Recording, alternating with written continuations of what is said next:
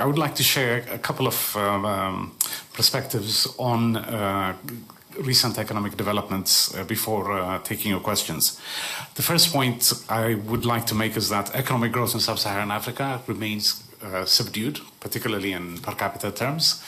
We're projecting growth this year at around 3.6%, the same as last year, with some signs that it is beginning to accelerate, and we're projecting that it will reach around 4.2% next year. This pace, needless to say, is not sufficient to reduce poverty or indeed to recover the lost ground in recent years, much less the developmental challenges that countries have been facing. Still far below the 6-7% growth rates the region enjoyed until about a decade ago, of course.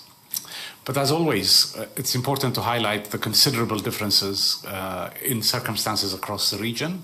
In particular, the average masks quite a lot of variation. For example, 9 out of the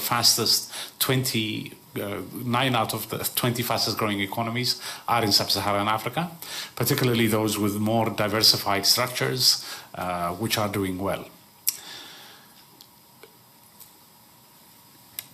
Second point I think I want to stress is that we are seeing some improvement in macroeconomic imbalances. Specifically, inflation continues to decline. Budget deficits have begun to narrow, reverting to pre-crisis levels. And debt to GDP ratios are also stabilizing, albeit at a high level, and interest payments remain high. The third point I want to stress, and we touch on in our report also, is that the political and social environment facing governments as they have been implementing these difficult reforms remains, of course, difficult. The cost of living crisis over the last several years that we've been talking about around the world has been particularly acute in sub-Saharan Africa. This, of course, has intensified strains on households who spend a very large share of income relative to other regions on food, for example. Governments are also making fiscal adjustments at a time when financing remains difficult. All of these are putting quite a lot of strain on government services and indeed the population.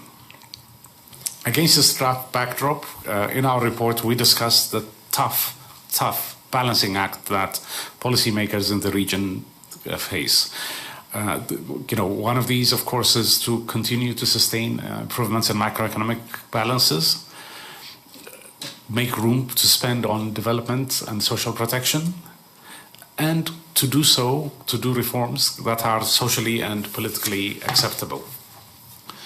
The latter, making reforms acceptable, requires quite a bit of communication, consultation, improved governance to build confidence, and of course measures to promote inclusive growth through job creation.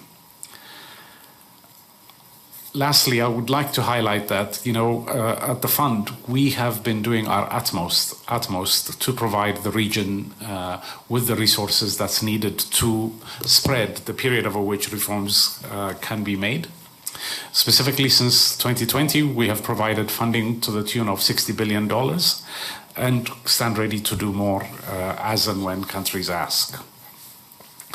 That said, our support, coming as it is against the backdrop of declining official development assistance, difficult market conditions, even if more recently a few countries have returned to market, also means that countries continue to face a very difficult time and a very difficult funding environment. Much work remains to be done, of course, in the region by policymakers, by people in the region. But we remain extremely optimistic about the region's prospects, and I have no doubt that this challenging period will also be overcome and growth resuscitated.